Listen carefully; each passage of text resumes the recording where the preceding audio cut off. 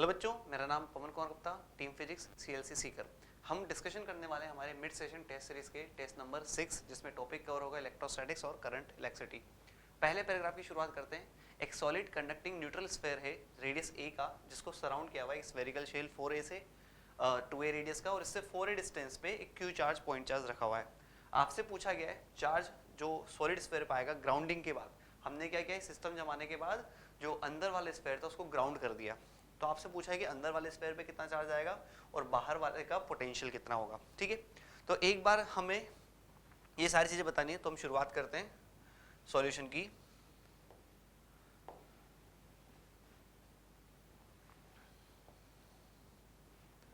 अब देखो, यहां पे एक स्फीयर हम ले लेते हैं, ये एक सॉलिड स्फीयर, इसको सराउंड करते हुए एक दूसरा कंडक्टिंग स्फीयर इस तरह से, और यहाँ पे एक पॉइंट चार्ज क्यू हमने रखा हुआ है। ठीक है, अब यहाँ पे इसको ग्राउंड और कर दिया फिर हमने। तो ग्राउंड करने की वजह से देखो क्या होगा, इसमें ग्राउंड करने की वजह से यहाँ पे कुछ ना कुछ चार्ज आएगा नेगेटिव, क्योंकि प्लस चार्ज की वजह से पॉजिटिव पोटेंशियल आ रहा है। तो यहाँ जो चार्ज आया उसको मैंने x मान लिया। ठीक है, तो उतना ही माइनस प्लस में चार्ज x वैल्यू यहाँ भी डेवलप हो जाएगा, है ना। अब प्लस चार्ज यहाँ डेवलप होगा,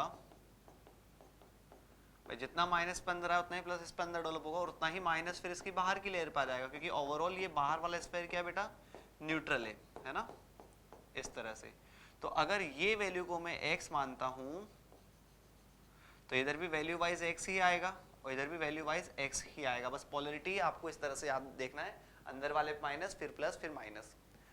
अब यहाँ पे हम बात करेंगे, इसमें सबसे पहले पार्ट में हमसे क्या पूछा गया है कि चार्ज सॉलिड स्फीयर पे कितना होगा। तो देखो V इन कितना हो जाएगा, 0 आफ्टर ग्राउंडिंग।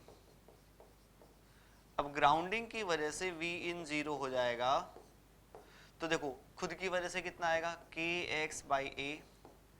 इन दोनों प्लस और माइनस की जो लेयर बन रही है, इनकी वजह से सेंटर पे जितना पोटेंशियल प्लस की वजह से आएगा उतना ही माइनस की वजह से भी आएगा।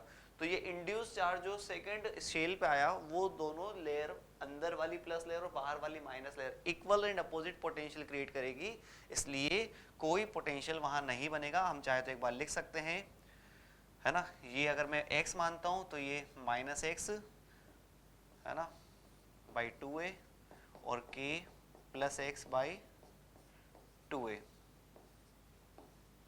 और इस पॉइंट चार्ज की वजह से कितना आएगा, kq/4a इक्वल टू 0।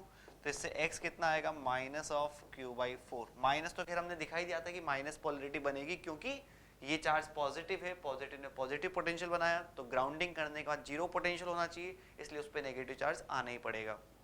ये तो इस पे कितना चार्ज आया वो। अब दूसरा हमें देखना है कि इसमें कितना चार्ज के बाद अब से पूछा है कि कितना पोटेंशियल है आउटर वाले शेल का। अब सबसे पहले अपन क्या करते हैं, r लेस देन 2a से a के बीच में एक पॉइंट लेते हैं।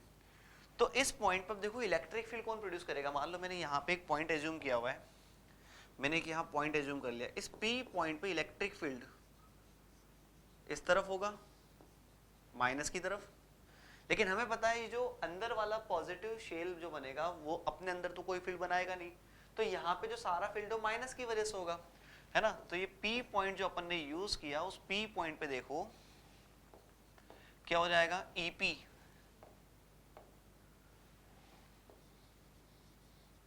E एट P पॉइंट कितना हो जाएगा बेटा, यहाँ पे EP ये हो जाएगा kq/4 x/r²। अब हमें पता है कि पोटेंशियल हमेशा हाई से लो की तरफ इलेक्ट्रिक फील्ड बनता है, तो इसको अब जब इंटीग्रेट करेंगे तो डेल्टा V आ जाएगा E.dr, है ना। तो ये आ जाएगा मेरे पास kq/4 -1/r, और a से किधर 2a तक, तो a से 2a तक हम इसको इंटीग्रेट कर रहे हैं, तो डेल्टा V कितना हो जाएगा, kq/4 1/a -1/2a। ठीक है, तो ये कितना हो जाएगा अपने पास, ये हो जाएगा kq/8a। ये क्या हो जाएगा, V आउट माइनस V इन, तो V आउट कितना हो जाएगा, वी इन प्लस के क्यू बाई 8a और वी इन कितना है 0, तो ये कितना हो जाएगा के क्यू बाई 8a, के हो जाएगा 1/4 pi epsilon not Q by 8a, मतलब Q by 32 pi epsilon not a, इस तरह से। तो ये आपका तरीका होगा इस पार्ट को सॉल्व करने का, आउटर वाले चार्ज का पोटेंशियल निकालने का। तो अपना फर्स्ट ऑप्शन इसका करेक्ट हो जाएगा। ओके बेटा, इसमें कोई कंफ्यूजन? तो ये आ गया अपना सेकंड और फर्स्ट का सेकंड, जिस पे आपको इनर चार्ज का इनर स्फीयर का चार्ज पूछा गया था, उसका सेकंड ऑप्शन, और दूसरे पार्ट में आउटर का पोटेंशियल पूछा गया था, तो वो फर्स्ट ऑप्शन। ओके, फिर आते हैं हमारे सेकंड पैराग्राफ पे। एक बार आप इसका सॉल्यूशन नोट करें बेटा, वीडियो पॉज कर लें।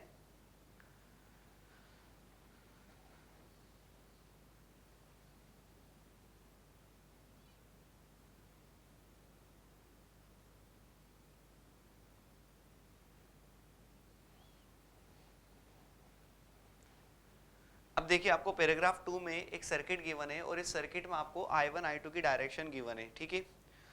तो I1 I2 दो करंट आपको दी गई है और VA VB आपको 2 पॉइंट यहाँ पे मेंशन किए गए हैं। तो सबसे पहले आपसे पूछा गया है कि पोटेंशियल जो VA VB के बीच में होगा वो कितना होगा, है ना। तो VA और VB का पोटेंशियल यहाँ पे पूछा गया है। तो VA और VB में पोटेंशियल डिफरेंस अगर हमें बताना है तो अपन यहाँ पे एक काम क्या कर सकते हैं, अपन इस सर्किट में किसी पॉइंट को रेफरेंस मान सकते हैं ना। भाई पोटेंशियल डिफरेंस जो है वो कभी भी रेफरेंस कहाँ मानते हैं इस बात पे डिपेंड नहीं करता।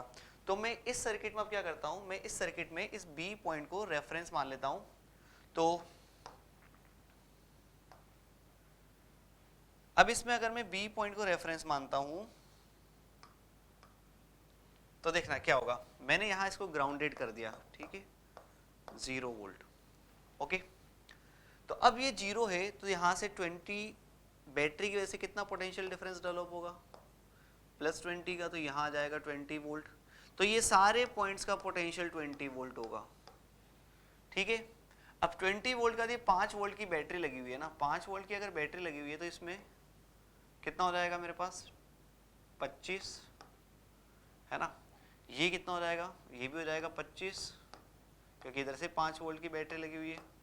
फिर उसके बाद मेरे पास जो अगला यहाँ पे है इसमें क्या आ जाएगा अपने पास, 10 वोल्ट की ये है तो ये हो जाएगा 30, 10 वोल्ट वापस देखो इंक्रीमेंट करना, अपन माइनस से प्लस की तरफ जा रहे हैं ना, तो 10 वोल्ट का पोटेंशियल ऐड होगा, यहाँ +5 होगा, यहाँ भी +5 होगा। फिर उसके बाद यहाँ पे देखो ये 30 वोल्ट है, मतलब इस पॉइंट का भी कितना है 30 वोल्ट। फिर यहाँ से यहाँ जाएंगे तो +10 और हो जाएगा, तो ये हो जाएगा 40, ये है 30, ये भी कितना होगा 30 और ये भी 30, और इधर से 0 से ये कितना हो जाएगा +5 होने की वजह से इधर आएगा 5 वोल्ट। अब देखो सारे पॉइंट का पोटेंशियल पता चल गया। अब अगर मैंने B को 0 माना तो A का पोटेंशियल कितना आया, है ना, इफ VB 0 देन VA 30, तो VA माइनस VB कितना हो जाएगा, इसका मतलब VA माइनस VB इज 30 हो गया। तो VA माइनस VB 30, अपना फोर्थ ऑप्शन तो ये हो जाएगा यहाँ पे।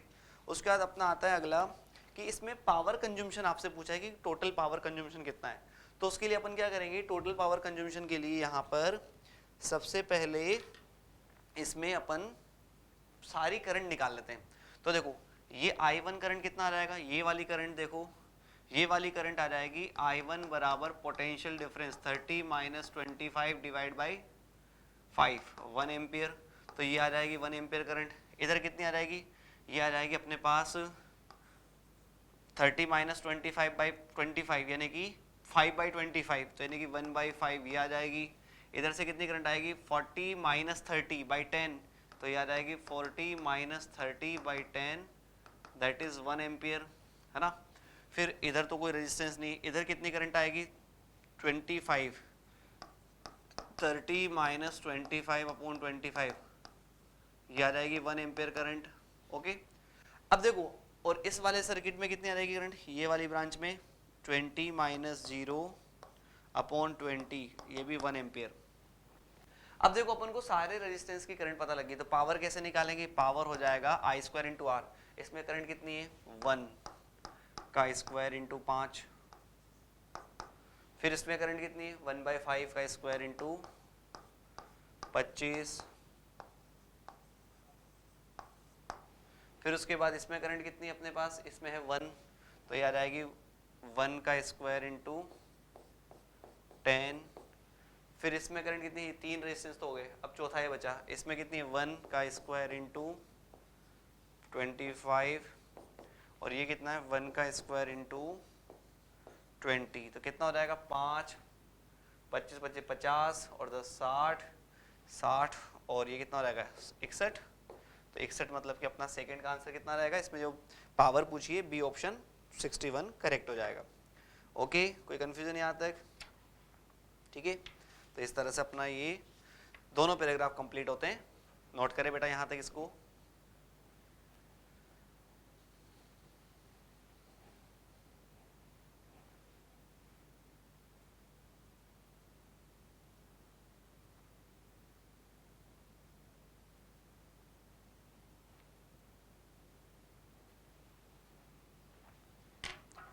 अगला क्वेश्चन जो हमें दिया है वो एक एमसीक्यू पैराग्राफ वाला क्वेश्चन है। इसमें आपको बोला है कि दो सर्किट है ना, इसमें आपको सी ए में करंट 1 एम्पेयर दिया हुआ है। सी ए मतलब ये वाली करंट देखो ऐसे 1 एम्पेयर दी हुई है इसमें, तो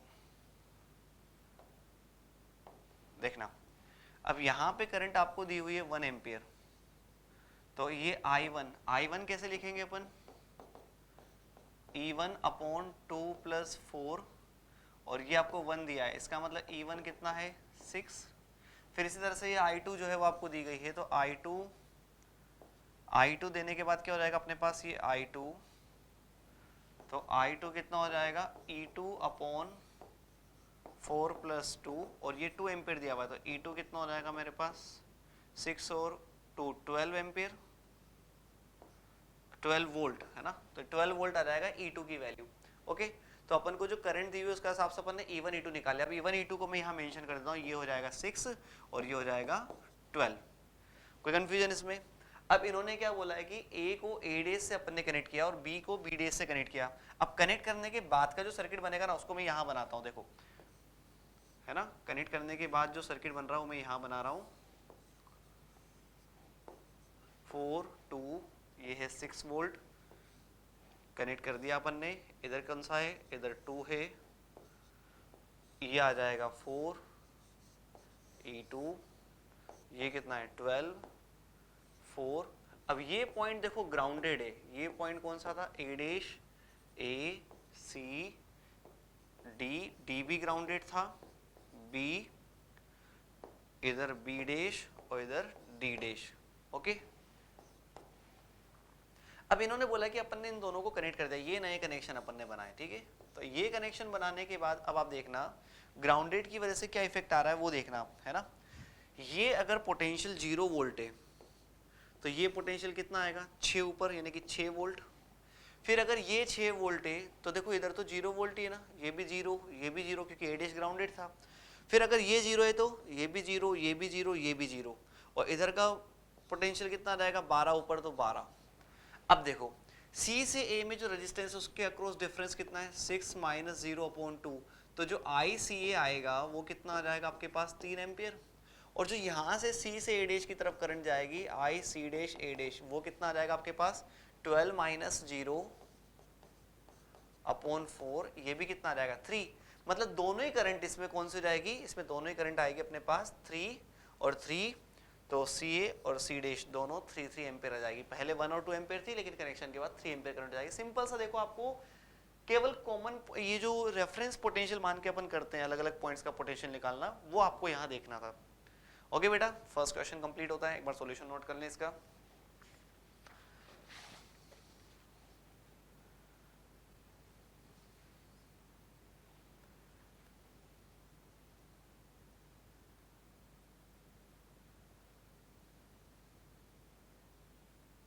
अब देखो अगले क्वेश्चन में आपको यहां पर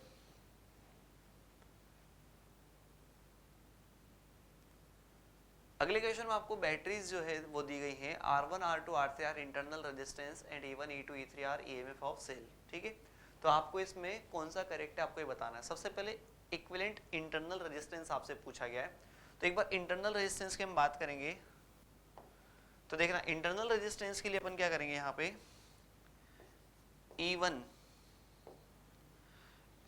इंटरनल रेजिस्टेंस के लिए 1/R इक्विवेलेंट क्या होता है 1/R1 plus 1/R2 plus 1/R3। तो इसको सॉल्व करोगे तो आपके पास क्या आएगा R1 R2 R3 R2 R3 R1 R3 और R1 R2 ये आ जाएगा 1/R। तो R की वैल्यू तो अपने को सही दी गई है कि इंटरनल रेजिस्टेंस तो इतना ही होगा। फिर दूसरा आता है कि अगर E2 जो है वो E1 R2 E2 R1 हो तो मतलब ये वैल्यू हो तो बैटरी का इक्विवेलेंट ईएमएफ क्या आएगा। अब देखो इक्विवेलेंट ईएमएफ के लिए ना अपने पास एक फॉर्मूला होता है, तो उस फॉर्मूला की अपन बात कर लेते हैं। तो एक बार तो आप इसको तो नोट कर लें, है ना, क्योंकि स्क्रीन से जैसे मैं कट करूंगा इरेज होगा ये तो नोट कर लेना सिंपल। अब अपन अगले पार्ट को सॉल्व करते हैं जो इन्होंने मेंशन किया हुआ है ना। तो सर्किट जो अपना कुछ इस तरह से यहाँ पर कि 3 सेल आपको दिए गए हैं और आपको इनका इक्विवेलेंट ईएमएफ के बारे में रिलेशन पूछा गया है। तो अपने पास E इक्विवेलेंट का जो फॉर्मूला होता है वो क्या होता है E equivalent upon R equivalent बराबर E1 upon R1 plus E2 upon R2 plus E3 upon R3, है ना। 3 ये तो इसलिए 3 का अपन ने लिख दिया है पूरा। अब इसमें E इक्विवेलेंट हमसे पूछा है तो E इक्विवेलेंट क्या हो जाएगा E1 R1 E2 R2 E3 R3 1/R1 1/R2 1/R3।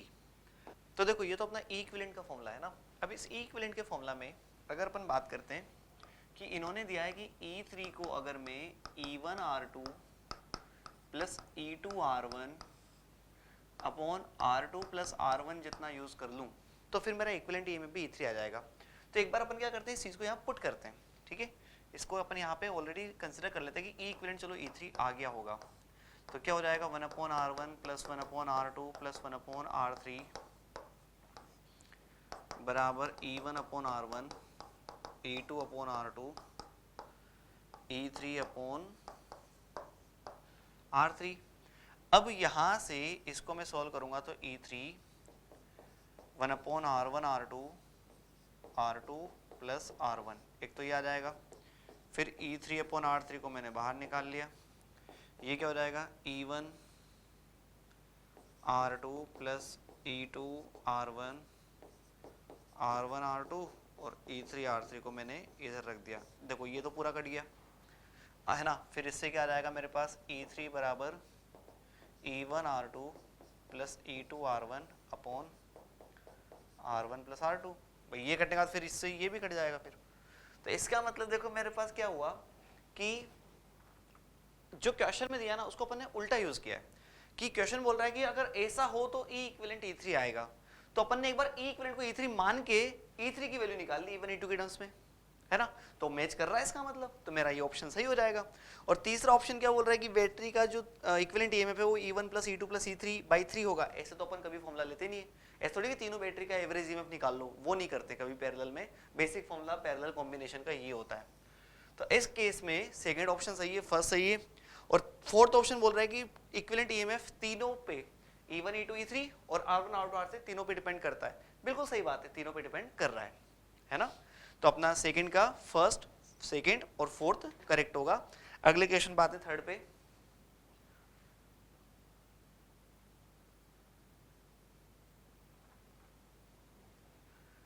Third question में आपको कंडक्टिंग रॉड गिवन है रेडियस R और रेडियस 2R की, है ना। इनको कॉन्टेक्ट में इस तरह से रखा है। रेजिस्टिविटी जो है AB की वो 2 टाइम्स रेजिस्टिविटी ऑफ BC, है ना। तो एक बार देखते हैं अपन इसको। तो इस केस में AB की रेजिस्टिविटी जो है वो 2 रो है। अगर मैं BC की रो मान लेता हूं तो सेल को कनेक्ट किया A और C के बीच में अपन ने इस तरह से एक सेल लगा दिया, ठीक है। तो इस तरह से अपना एक सेल जो है वो कनेक्टेड है इनके बीच में। अब अपन देखते हैं कि अपन ने इसमें क्या और चीजें करी है। पहला, if cell is connected between A and C then, तो सबसे पहले तो अपन इनके रेजिस्टेंस कैलकुलेट कर लेते हैं। तो रेजिस्टेंस ऑफ AB क्या हो जाएगा 2 रो L बाई ए यानी कि पाई 2r का स्क्वायर, ठीक है। और रेजिस्टेंस ऑफ सी डी क्या हो जाएगा, सी बी, ये हो जाएगा rho L by 2 pi r square. तो अगर मैं इसको रेजिस्टेंस को मान लेता हूं R, तो ये कितना आ रहा है मेरे पास R बाई 2, ठीक है। तो R और R बाई 2 ये अपने पास आ गया। अब देखो R जो यहाँ पे है ये तो अपन ने R है और ये कितना है 2R है, तो हमें पता है कि सॉरी R बाई 2 है। अब हमें ये पता है कि जो R बाई 2 वाला है सीरीज में अपन को पता ना कि पैरेलल सीरीज कॉम्बिनेशन में रेजिस्टेंस डिवाइड वोल्टेज डिवाइड करते हैं और रेजिस्टेंस के रेशियो में डिवाइड करते हैं। तो अगर टोटल वोल्टेज V है तो V को मैं 1 और 2 के रेशियो में डिवाइड करूंगा तो यहाँ कितना आ जाएगा V बाई 3, और इस पे कितना आ जाएगा 2V बाई 3, क्योंकि जब रेजिस्टेंस का रेशियो 1:2 का है तो वोल्टेज का रेशियो 1:2 होना चाहिए। तो देखो यहाँ पे VAB जो है वो उसका डबल BC पे आ रहा है, बिल्कुल सही बात है। Power across BC is 4 times the power across AB। देखो पावर क्या होता है, पावर का फॉर्मूला होता है I स्क्वायर इंटू R। तो पावर जो AB में आएगी, अब करंट तो सेम है तो ये R बाई 2 आ जाएगी। पावर जो BC में आएगी, करंट सेम है, तो पावर का रेशियो जो है AB वो 4 टाइम्स थोड़ा ना आएगा। पावर का रेशियो कितना आ रहा है अपना, केवल 2 टाइम्स आ रहा है कि जो BC में जो पावर है वो AB की जो पावर है उससे डबल पावर। तो ये जो रेशियो है power of BC is twice the power of AB, है ना। तो ये अपना गलत हो गया, यहाँ 4 टाइम्स की बात करिए। फिर electric field inside AB is half than electric field in BC। अब AB के अंदर इलेक्ट्रिक फील्ड कैसे निकालो, देखो इलेक्ट्रिक फील्ड क्या होता है, delta V by delta D होता है। तो इलेक्ट्रिक फील्ड AB में आप निकालोगे, इस पे पोटेंशियल ड्रॉप कितना आया V बाई 3 और L बाई 2, तो ये कितना आ जाएगा 2V बाई 3L। इसी तरह से BC में आप कैसे निकालोगे 2V बाई 3 और L बाई 2, तो इसका ये कितना हो जाएगा 4V बाई 3L। तो इलेक्ट्रिक फील्ड जो है वो AB के अंदर जो है उससे डबल BC में, या उससे बोल सकते हैं BC का आधा AB में है, बिल्कुल सही बात है। फिर average time interval between collision of electron with atom. अब average time interval between collision of electron with atom, तो ये इसको अपन क्या बोलते हैं, रिलैक्सेशन टाइम। इन AB एंड BC सेम है, अगर ये बोल रहे हैं कि एवरेज टाइम इंटरवल सेम है तो आपको क्या करना है कि नंबर ऑफ इलेक्ट्रॉन डेंसिटी का क्या होगा। तो देखो अपन को यहाँ पर एक चीज लिखनी है कि जो ड्रिफ्ट वेलोसिटी होती है वो होती है E बाई m, ठीक है। और इससे जब अपन रेजिस्टिविटी का फॉर्मूला लिखते हैं तो रेजिस्टिविटी क्या होती है, रेजिस्टिविटी होती है रो बराबर m upon n E square tau, ठीक है। अब यहाँ पे मास ऑफ इलेक्ट्रॉन सेम है और साथ में मास इलेक्ट्रॉन का सेम है, रिलैक्सेशन टाइम सेम है, तो n और रो का मल्टीपल क्या होगा। अब देखो ये पूरी चीज तो कांस्टेंट हो जाएगी ना, इसका मतलब हम ये बोल सकते हैं कि रो और n मिला के क्या हो जाएगा कांस्टेंट। तो इसका मतलब जिसका रो ज्यादा उसका n कम, तो हम ये बोल सकते हैं कि 2 rho into N A B बराबर rho into N B C. तो एन ए बी का ट्वाइस कौन है, एन बी सी है।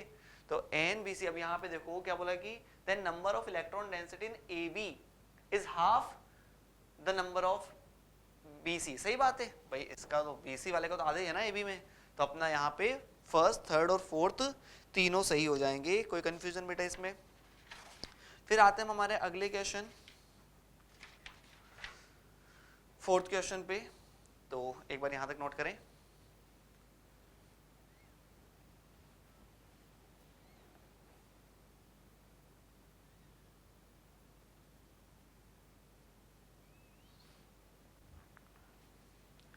अगले फोर्थ क्वेश्चन में देखो बेटा, आपको यहाँ पर क्या दिया हुआ है कि एक इलेक्ट्रिक फील्ड जो है प्रोड्यूस किया है किसने, पॉइंट चार्ज ने।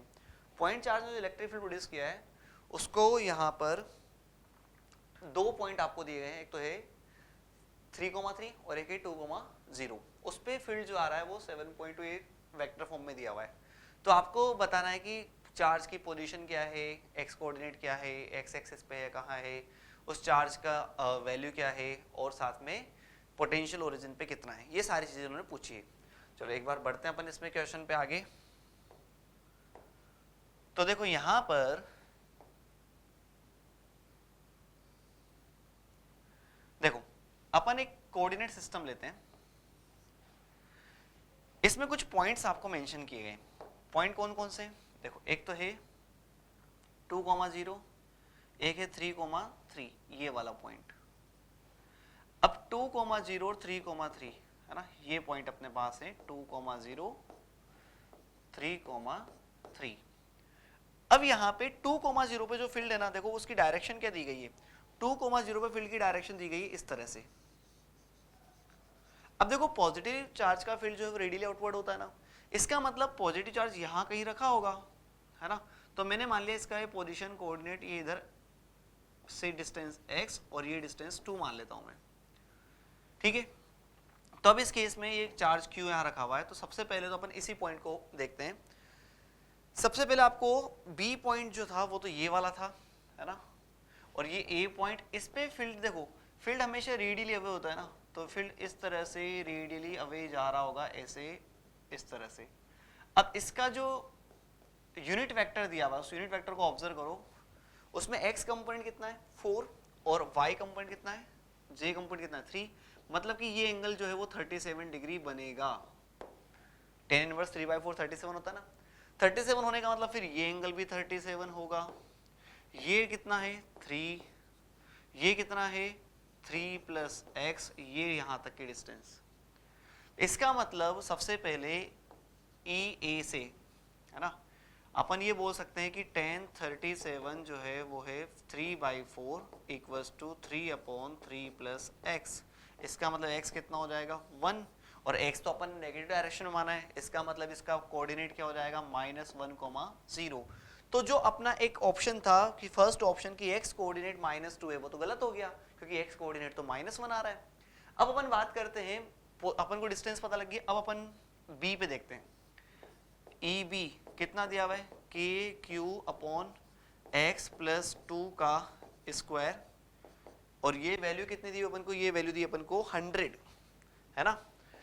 अब ध्यान रखना है x प्लस 2 ये सेंटीमीटर में, मीटर में कन्वर्ट करना पड़ेगा, तो 9 10⁹ Q1 प्लस 2 3 सेंटीमीटर, तो ये हो गया 10⁻² का स्क्वायर 100, तो ये कितना हो जाएगा 3 का स्क्वायर Q9 10⁹9, नीचे हो जाएगा 9 10⁻⁴, तो 3 से 3 खत्म, है ना। कितना हो जाएगा बेटा, ये हो जाएगा मेरे पास Q इक्वल्स टू 10⁻² अपॉन 10⁻9, मतलब 10⁻11, ये Q की वैल्यू हो जाएगी। तो चार्ज की वैल्यू कितनी आ रही, Q 10⁻11 या 10 × 10⁻12, जो कि अपना ऑप्शन में दिया है, तो अपना ऑप्शन नंबर सी भी सही हो जाएगा।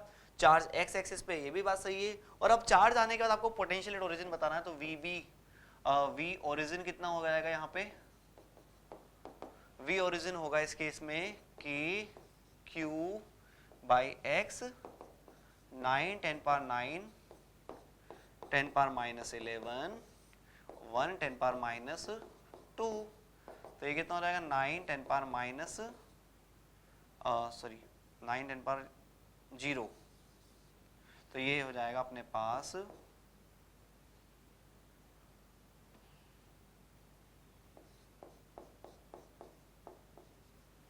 तो ये हो जाएगा 9 × 10⁻0, मतलब कि 9 वोल्ट। तो ओरिजिन पे पोटेंशियल कितना आएगा 9 वोल्ट, सही बात है।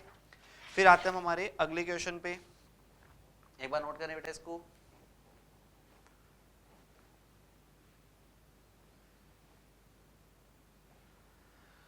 अगले क्वेश्चन आपको बोला है कि एक इलेक्ट्रिक डायपोल को इलेक्ट्रिक फील्ड जो पॉइंट चार्ज ने प्रोड्यूस किया उस पे रखा हुआ है ना। तो अपन इस क्वेश्चन में देखते हैं कि अगर पॉइंट चार्ज को इलेक्ट्रिक प्रोड्यूस कर रहा है, उस पे अपन देखो पॉइंट चार्ज का फील्ड पहले देख लेते हैं कि वो कैसा होता है। ये एक पॉइंट चार्ज है, इसका फील्ड इस तरह से रेडियली आउटवर्ड होता है ना, ये वो लाइन से जिसके अलोंग इलेक्ट्रिक फील्ड बन रहा है।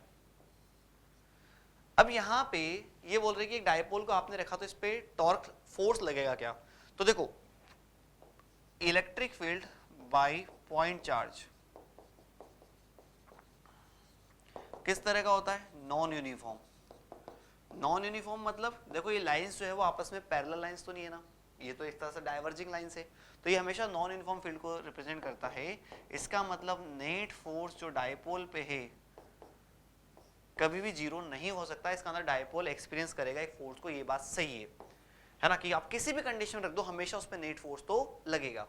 लेकिन ये बोल रहे हैं कि dipole will experience A torque, torque लगना जरूरी नहीं, टॉर्क लग भी सकता है, ये बोल रहे हैं विल मतलब हमेशा ही लगेगा, तो ये बात गलत हो जाएगी। क्यों, मान लो मैंने डायपोल को ऐसे रख दिया है ना, अब ये इसका माइनस क्यू और ये इसका प्लस क्यू, तो देखो इस माइनस क्यू पे ज्यादा फोर्स अट्रैक्शन का लगेगा है ना, कम फोर्स रिपल्जन का लगेगा, इसलिए नेट फोर्स तो आएगा टुवर्ड्स द चार्ज, बट इसमें टॉर्क थोड़ी आएगा, दोनों फोर्सेस की लाइन ऑफ एक्शन तो सेम ही है ना।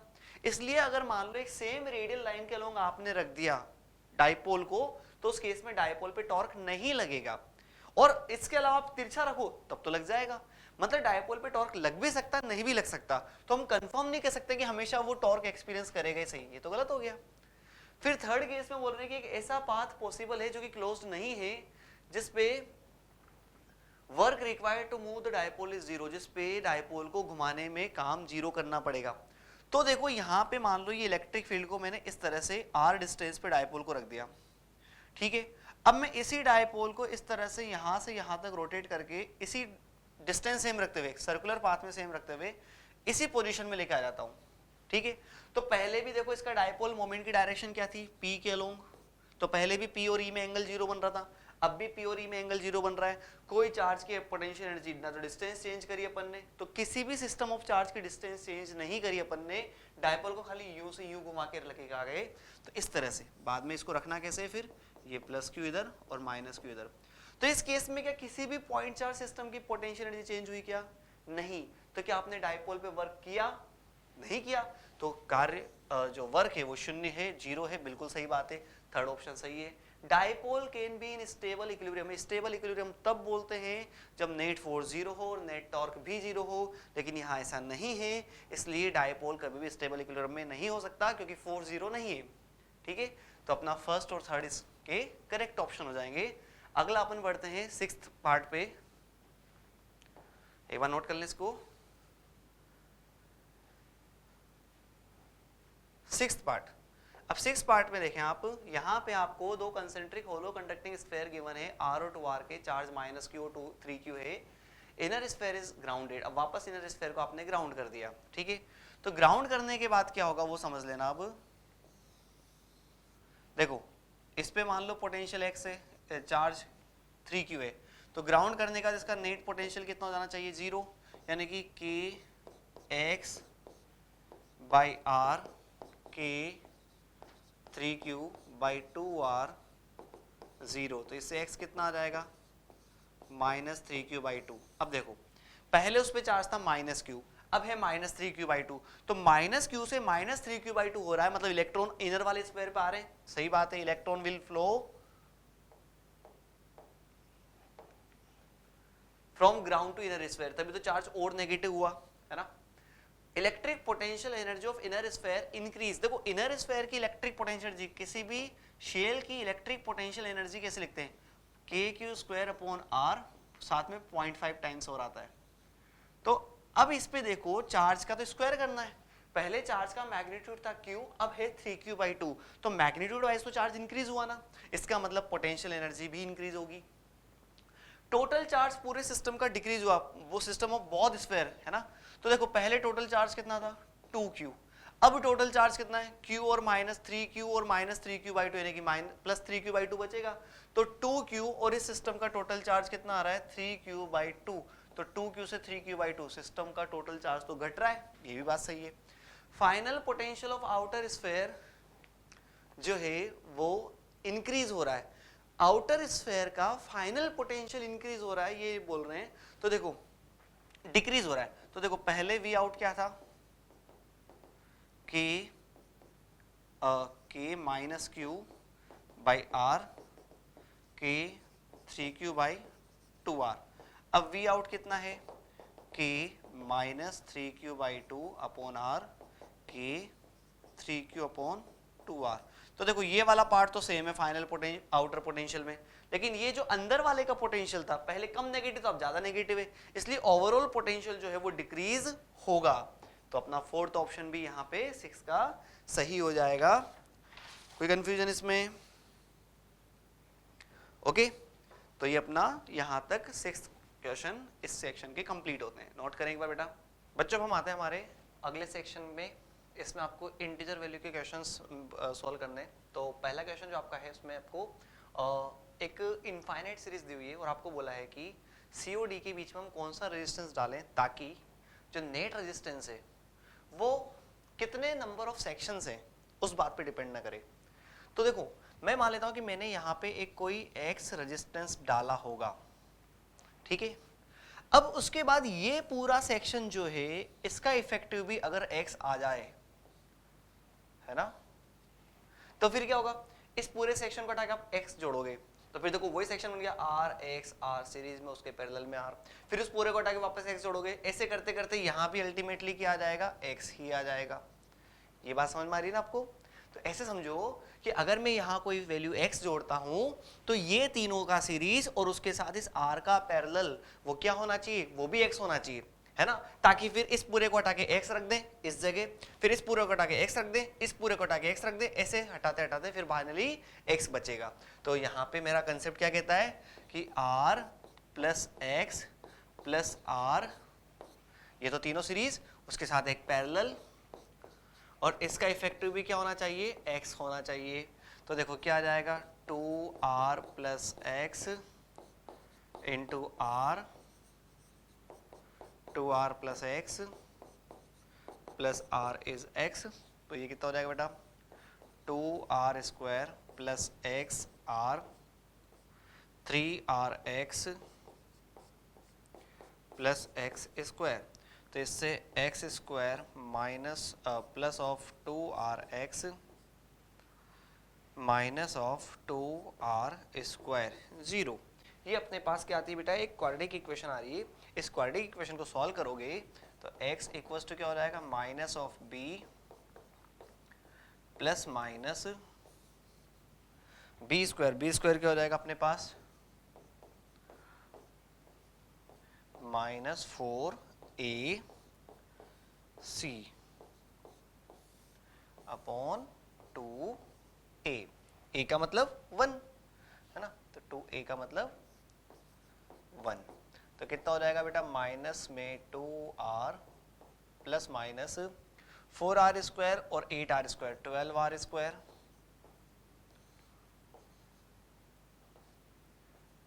ठीक है। तो 12r स्क्वायर का क्या बन जाएगा बेटा, 2r कॉमन लेंगे तो यहाँ क्या आ जाएगा अपने पास, माइनस 1 प्लस माइनस √3/2, 2 से 2 खत्म। तो ये सॉल्व करने पे कितना आ जाएगा आपके पास, √3 माइनस 1r। तो वैल्यू क्या आ जाएगी इसमें, ये n की वैल्यू क्या आ जाएगी, √3। तो सॉरी √3 का मतलब √n, तो n इक्वल्स टू क्या हो जाएगा, 0.3। ये आपका कंसेप्ट हो गया। ओके बेटा, नोट करें इसको। आते फिर हम अगले क्वेश्चन पे।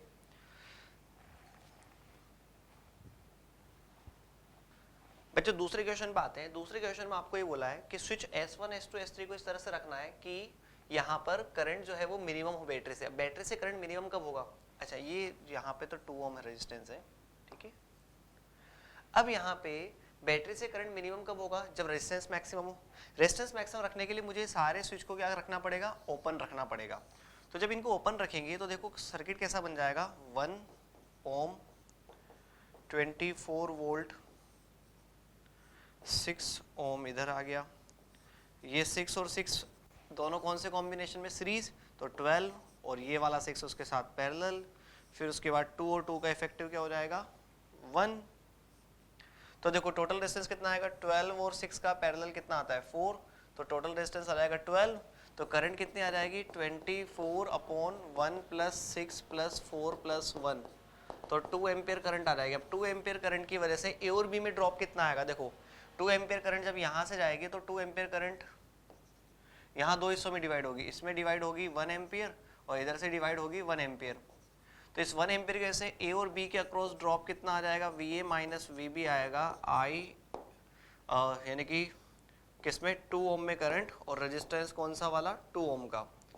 तो यहाँ पे 2 ओम में करंट कितनी रहेगी 2/2 और इसमें रेजिस्टेंस कितना है 2, तो आपका आंसर आ जाएगा 2 वोल्ट। तो 2 वोल्ट जो है यहाँ पे आंसर आ जाएगा आपका, इसमें कोई कंफ्यूजन।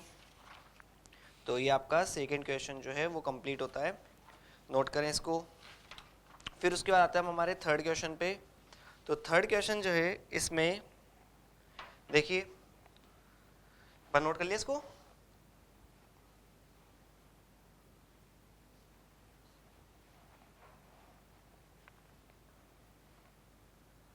थर्ड क्वेश्चन में आपको uniform surface charge density sigma जो है वो इस तरह की एक क्वार्टर डिस्क है ना, 1/4 डिस्क है, इसकी रेडियस इनफाइनाइट है।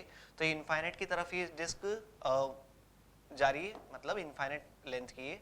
अब इसमें ये बोल रहे हैं कि जेड एक्सिस का लॉन्ग, जेड एक्सिस का लॉन्ग, ये कोई जेड एक्सिस, यहाँ पे कोई 2 पॉइंट आपको गिवन है ना। 2 पॉइंट कौन कौन से हैं, 0 0 डी, तो ये डिस्टेंस 0 0 डी वाला एक पॉइंट है और दूसरा है 0 0 और 2 डी वाला, ये पॉइंट है ए और ये पॉइंट है बी। तो इस पॉइंट पे आपको पोटेंशियल डिफरेंस बताना है। तो देखो थोड़ी देर के लिए इमेजिन करते हैं, अगर ये डिस्क पूरी होती, ये पूरी डिस्क अगर होती तो उसकी एक्सिस पे वही इनफाइनाइट साइज की ना, तो इनफाइनाइट साइज की डिस्क में अपनी जो डिस्क के परपेंडिकुलर डिस्टेंस होती है उस पर फील्ड कितना होता है, सिग्मा अपॉन 2 एप्सिलॉन नॉट। ये तो इनफाइनाइट साइज की पूरी तरफ से इनफाइनाइट होता तब ये बनता, लेकिन ये तो 1/4 है ना, तो इसका मतलब 1/4 है, तो इस फील्ड का भी केवल 1/4, देखो पूरी डिस्क होती तो 4 टाइम्स फील्ड होता, 1/4 है तो इसका मतलब जो कंपोनेंट है जेड डायरेक्शन में उसमें 1/4 पार्ट इंक्लूड होगा। जैसा मान लो कि इसका जो जेड कंपोनेंट आएगा वैसे ही 4 टाइम्स ऑफ EZ अपन करेंगे तो इतना आ जाएगा। भाई इस 1/4 ने जितना जेड डायरेक्शन में फील्ड प्रोड्यूस किया होगा उसका जेड कंपोनेंट, भाई टोटल फील्ड जो है वो तो ऐसे तिरछा आएगा, लेकिन उसका एक कंपोनेंट जो जेड डायरेक्शन में आएगा इस क्वार्टर का, ऐसे बाकी 4 क्वार्टर को आप ऐड करोगे तो इतना आना चाहिए ना। इसका मतलब इसकी वजह से जेड डायरेक्शन का फील्ड कितना है, इतना। अब हमें फील्ड पता है, पोटेंशियल डिफरेंस लिखना है। पोटेंशियल डिफरेंस क्या होता है, E इंटू डेल्टा डी, तो सिग्मा अपॉन 16 एप्सिलॉन नॉट, और ये कितना हो जाएगा, अच्छा 4 है ना, ये तो 4 है तो 8 आएगा इधर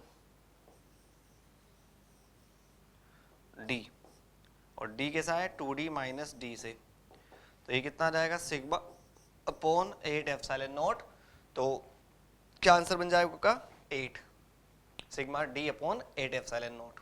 ओके, तो ये थर्ड क्वेश्चन, इसमें ध्यान रखना पूरी डिस्क की वजह से इस लाइन पे कंपोनेंट नेट फील्ड इतना आएगा, इसका मतलब वो पूरी डिस्क के जो जेड कंपोनेंट आएंगे चारों क्वार्टर के, वो 4 क्वार्टर के जेड कंपोनेंट इतने होने चाहिए। ठीक है, सिंपल सा कंसेप्ट। आगे बढ़ते हैं।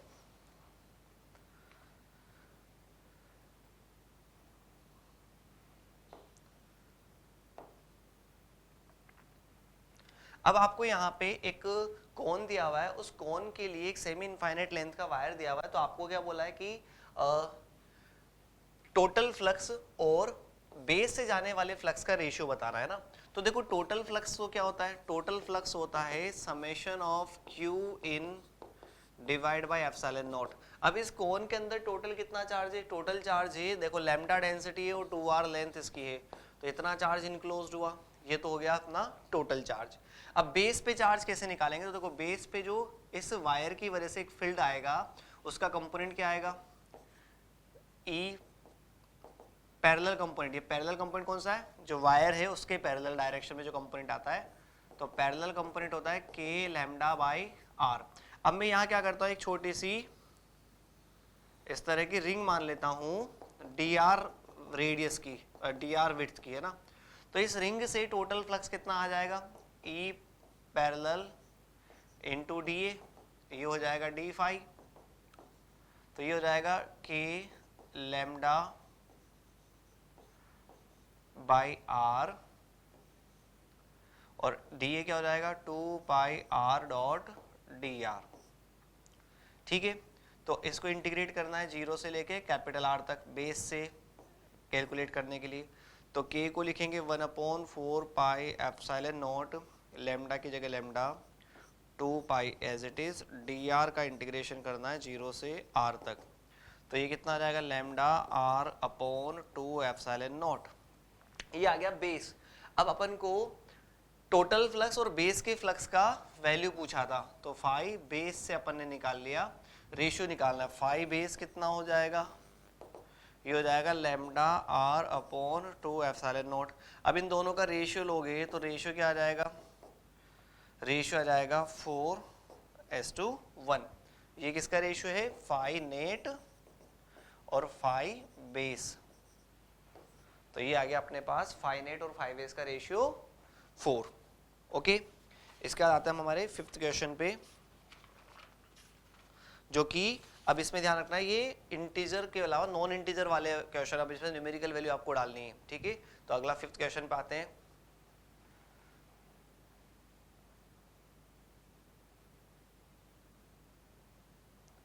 फिफ्थ क्वेश्चन में आपको यहाँ पे 3 चार्ज गिवन है और तीनों चार्ज को आपने इस तरह से एक मास दिया हुआ है, इनका चार्ज दिया हुआ है ना, और आपको ये बताना है कि अगर आप इन तीनों को एक पॉइंट से सस्पेंड कर देते हो तो तीनों इस तरह से 3 रस्सियों से जुड़ा, एक इधर और एक इधर, तो ऐसे तीनों के जो कॉर्नर है ना, तीनों चार्ज एक इक्विलेटरल ट्रायंगल का कॉर्नर बना रहे हैं, मतलब इस तरह की सिचुएशन है। देखो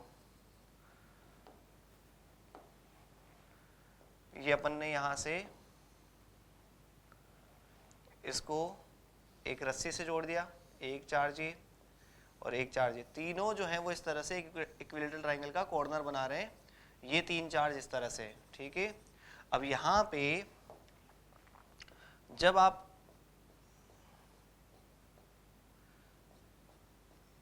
इस तरह से बनाओगे, ये तो अपना सस्पेंशन पॉइंट था, है ना, यहाँ से इस एंगल को थीटा बोल देते हैं।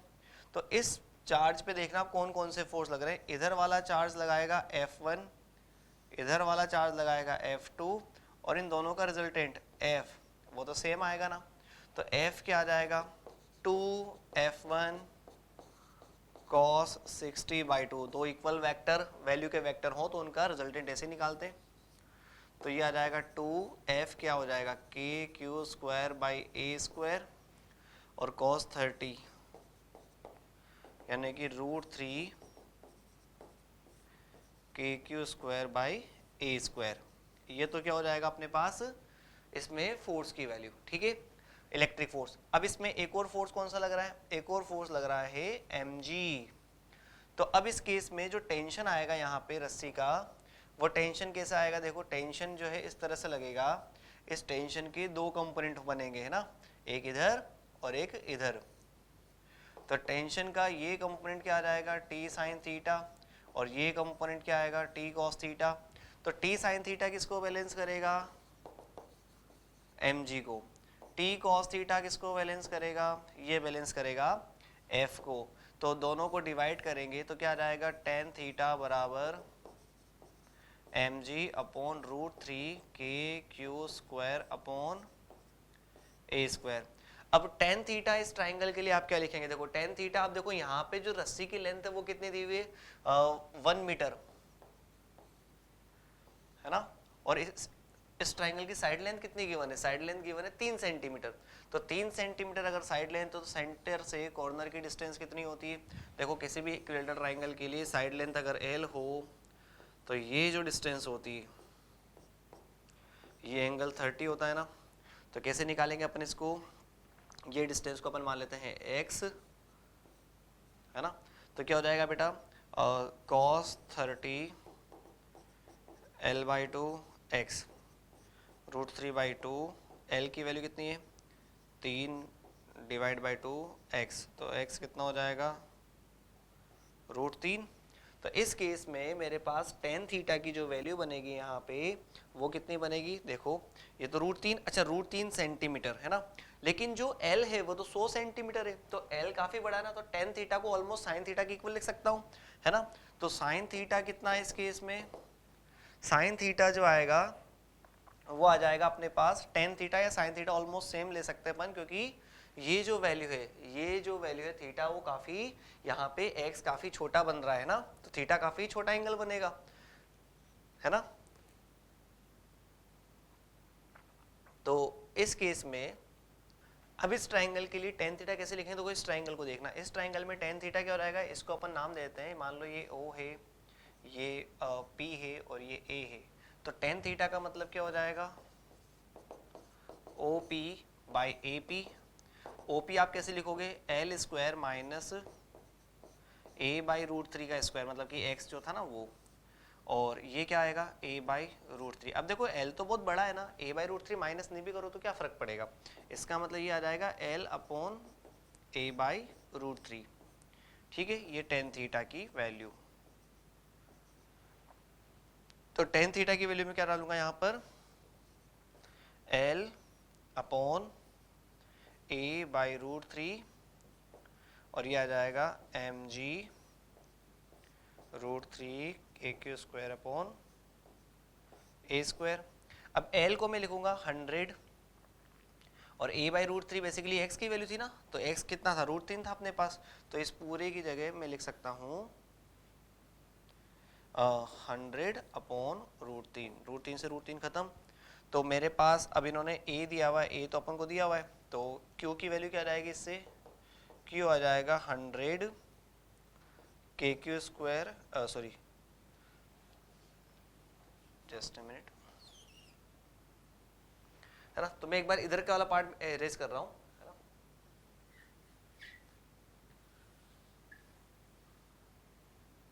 अब देखो इसको सॉल्व करेंगे ना फर्दर, तो अपने पास यहाँ से आ जाएगा 100 mg a square upon KQ square, तो Q कितना हो जाएगा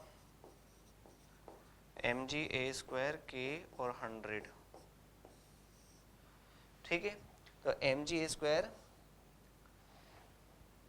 है ना, और यहाँ पे अपने पास ये रूट 3 से रूट 3 कट गया था ना, टेन थीटा में आया था, तो ये तो कट ही जाएगा अपने पास, तो अपने पास जो बचेगा फाइनली यहाँ पे, अब देखो सॉल्व करेंगे इसको, तो क्या आ जाएगा, m की वैल्यू कितना गिवन है 10 पावर माइनस 3, g कितना गिवन है, g गिवन अपन को 10, a कितना गिवन है, a यानी कि साइड लेंथ कितनी बेटा यहाँ पर 3 सेंटीमीटर, तो 3 इंटू 10 पावर माइनस 2 का स्क्वायर डिवाइड बाय k कितना है 9 10 पावर 9 और 100, तो कितना हो जाएगा, देखो 9 से 9 कट जाएगा, है ना। अब उसके बाद अपनी पावर देखो -3 और -5, -7 पावर, -7 और ये 11 पावर, तो कितनी बचेगी ऊपर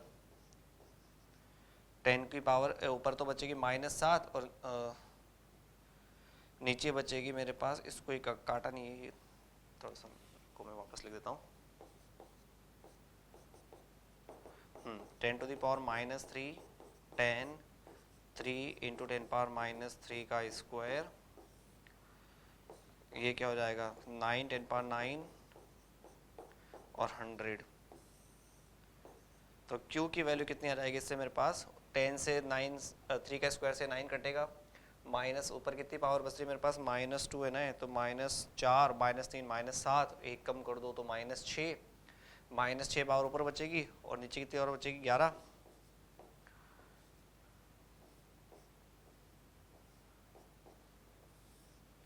तो कितने रहेगी 10 पर 11 और 6 17, तो ये हो जाएगा मेरे पास,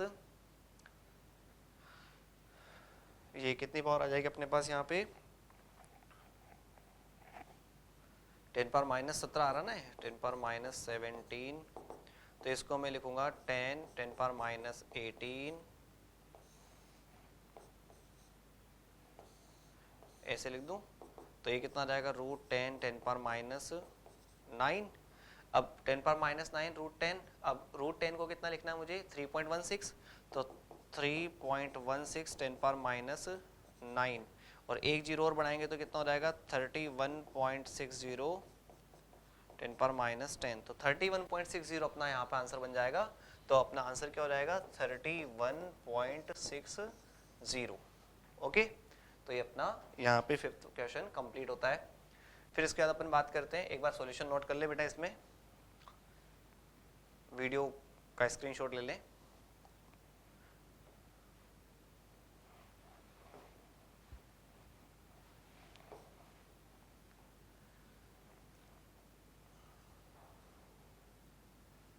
अब देखो 6 क्वेश्चन में देखना, यहाँ पर क्या है कि एक बॉल है जिसका मास कितना है 10⁻² ग्राम, और इसको अपन ने क्या करा हुआ है -2 kg, इसको अपन ने चार्ज इतना है, इसको 1 मीटर लंबी रस्सी से रखा है और इसमें एक दूसरा चार्ज जो है वो दूसरे सिरे पे रख दिया फिक्स्ड एंड पे। अब ये बॉल जो है वो सर्कुलर ऑर्बिट में रेडियस 1 मीटर में वर्टिकल प्लेन में मूव कर सकती है। इनिशियली बॉल कहाँ है, बॉटम पे, तो आपको बताना मिनिमम हॉरिजॉन्टल स्पीड, ताकि बॉल जो है वो अपने सर्कुलर पाथ को कंप्लीट कर सके। वो अगर u है तो आपको u² की वैल्यू बतानी है। देखो अब ध्यान समझना, एक रस्सी यहाँ पे है और इस रस्सी के एंड पे कैपिटल Q चार्ज भी रख दिया, एक स्मॉल q चार्ज और m मास को अपन u स्पीड दे रहे हैं बॉटम पे। अब ये पूछ रहे हैं कि स्पीड कितनी हो ताकि ये पार्टिकल जस्ट इस तरह से सर्कुलर मोशन कंप्लीट कर ले। तो सर्कुलर मोशन कंप्लीट करवाना है तो इसका तो यहाँ पे क्या होना चाहिए, देखो यहाँ पे स्पीड टॉप पॉइंट पे vt होनी चाहिए। टॉप पॉइंट पे स्पीड अगर vt है तो टॉप पॉइंट पे देखो कौन कौन सा फोर्स इसको सेंट्रीपिटल फोर्स प्रोवाइड करेगा, mg और इलेक्ट्रिक फील्ड का फोर्स, तो Fe प्लस mg मिलके mvt² r प्रोवाइड करेंगे। तो इसका मतलब एक तो अपने पास इससे mvt², हाफ mvt² की वैल्यू कितनी आ जाएगी, Fe plus mg into r। यहाँ कंसेप्ट मैंने क्या यूज किया कि टॉप पॉइंट पे टेंशन एक इंस्टेंट के लिए जीरो हो सकता है, टेंशन एट टॉप जीरो हो जाएगा उस केस के लिए। सर्कुलर मोशन का कंसेप्ट है ना कि टॉप पॉइंट पे टेंशन एक पॉइंट के लिए जीरो हो सकता है, ठीक है। अगर आप यहाँ मिनिमम स्पीड दोगे तो जस्ट एक बार टेंशन जीरो हो जाएगा। तो उसके बाद जब ये वापस एनर्जी कंजर्वेशन लगाएंगे तो एनर्जी कंजर्वेशन इक्वेशन क्या कहती है कि एनर्जी इक्वेशन ये कहती है कि जब ये ऑब्जेक्ट वापस नीचे आएगा तो इसकी जो हाफ mvt² है प्लस, अच्छा यहाँ बाई 2 भी आएगा, प्लस mg2l या 2r, mg2r, इतना उसकी हाइट कम होने की वजह से पोटेंशियल जो है वो काइनेटिक में कन्वर्ट हो जाएगी। ये किस में कन्वर्ट हो जाएगा, हाफ m u² में। तो अपन को तो u² की वैल्यू पूछी तो m से m काट दो, तो u² क्या हो जाएगा अपने पास, vt² प्लस 2gr, 2 और 2 vt² प्लस 2gr, और यहाँ u² इससे 2 को 4 कर दो ना, इसको मल्टीप्लाई करके, ठीक है। तो 4, अब vt² की वैल्यू यहाँ से डालेंगे अपन, तो vt² क्या डालेगा, देखो vt² हाफ m vt² की वैल्यू उस इक्वेशन से एक बार सॉल्व कर लेते हैं अपन। तो vt² क्या रहेगा, vt² आ जाएगा अपने पास, हाफ से हाफ खत्म, एक तो हाफ, इसको रुको मैं इस इक्वेशन को यहीं पे सही कर देता हूँ ना, जो अपने जरूरत है उसी हिसाब से अरेंज कर देते हैं इसको। देखो टॉप पॉइंट पर अपनी इक्वेशन क्या थी, टॉप पॉइंट पर अपनी इक्वेशन थी Fe प्लस mg मिलके सेंट्रीपिटल फोर्स प्रोवाइड करेंगे। तो vt² की वैल्यू क्या आ जाएगी, इससे vt² की वैल्यू आ जाएगी Fe into r plus g, ये तो vt² की वैल्यू। फिर एनर्जी इक्वेशन क्या कहता है कि ये जो ऊपर काइनेटिक और पोटेंशियल है वो नीचे काइनेटिक में कन्वर्ट हो जाएगी। तो इससे vt² की वैल्यू यहाँ निकाली ना मैंने, तो मुझे केवल u² की वैल्यू डालनी है,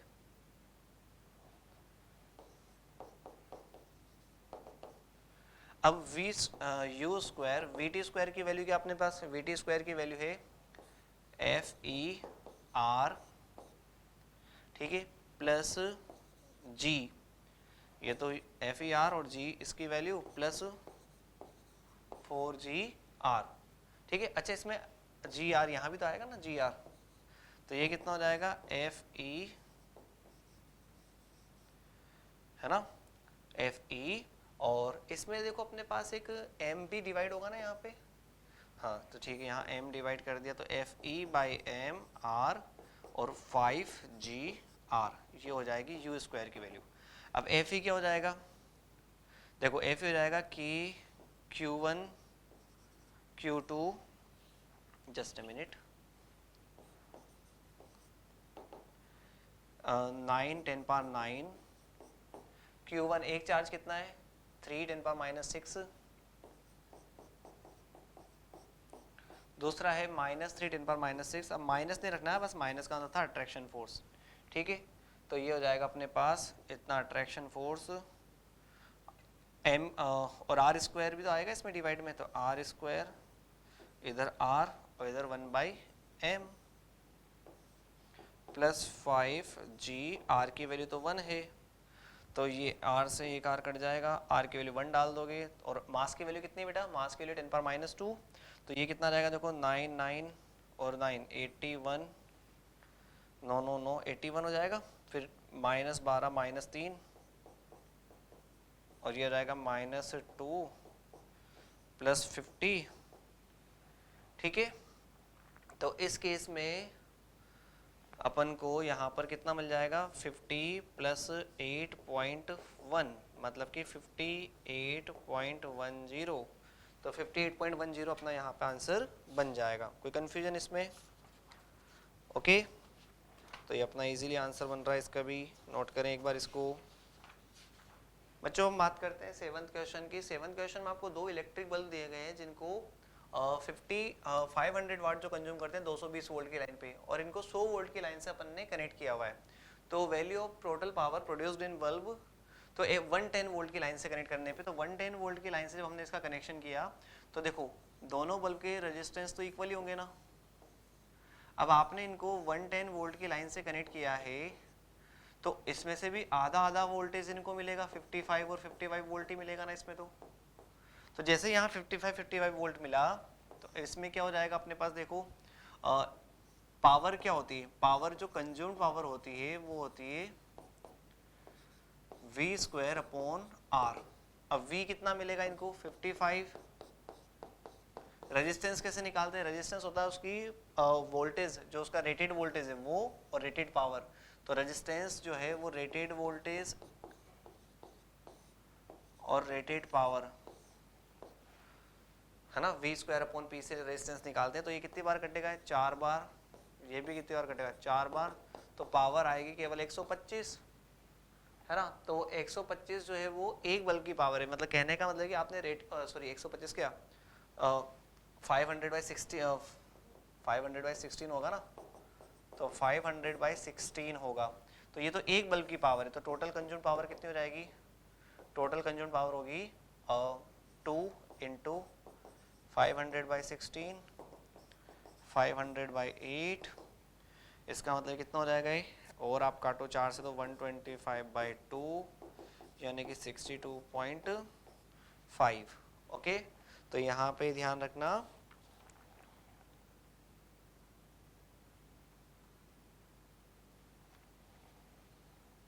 ओके। ये अपना 62.5 अपना आंसर आ जाएगा, नोट करें।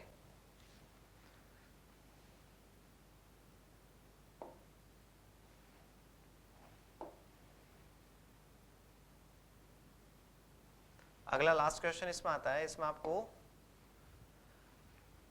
सेल का ईएमएफ दिया 1.5 वोल्ट और इंटरनल रेजिस्टेंस दिया 0.4 ohm, find potential difference across point A and B.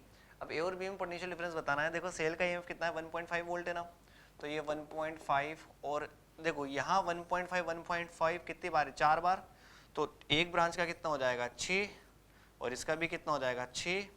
तो पैरेलल में इक्वल ब्रांच जो दो रेजिस्टेंस, ये सेल का इक्विवेलेंट भी 6 ही आएगा एक ब्रांच जितना, तो ये तो हो जाएगा 1.5, ठीक है। और आपको ए और बी में पोटेंशियल डिफरेंस पूछा है, तो ए और बी में पोटेंशियल डिफरेंस अगर आपको बताना है और उसमें साथ में एक रेजिस्टेंस भी है ना, इंटरनल रेजिस्टेंस, तो 0.4 इसका रेजिस्टेंस भी साथ में इंक्लूड करना है ना। अब यहाँ पे 1.5 0.4 ये कितना है 36 18 और 12, इसका इक्विवेलेंट कितना आएगा, देखो 36 18 12 जो है वो कौन से कॉम्बिनेशन में लगे हुए हैं, ये लगे हुए हैं पैरेलल में, तो इन तीनों का इक्विवेलेंट कितना आ जाएगा, इन तीनों का पैरेलल कॉम्बिनेशन से आएगा 6, है ना। इधर एक ब्रांच का रेजिस्टेंस कितना आएगा, इधर एक ब्रांच का रेजिस्टेंस आएगा 0.4, ऐसे 4 बार है तो 1.6 और 1.6 का आधा 1.2, तो देखो कितना हो गया अपने पास ये रेजिस्टेंस 1.8, ये सेल वाले का 1.2, और इधर से कितना हो जाएगा 6, तो कितना हो जाएगा टोटल रेजिस्टेंस अपने पास, ये 1.6 का आधा 0.8 होगा ना, सॉरी 0.8।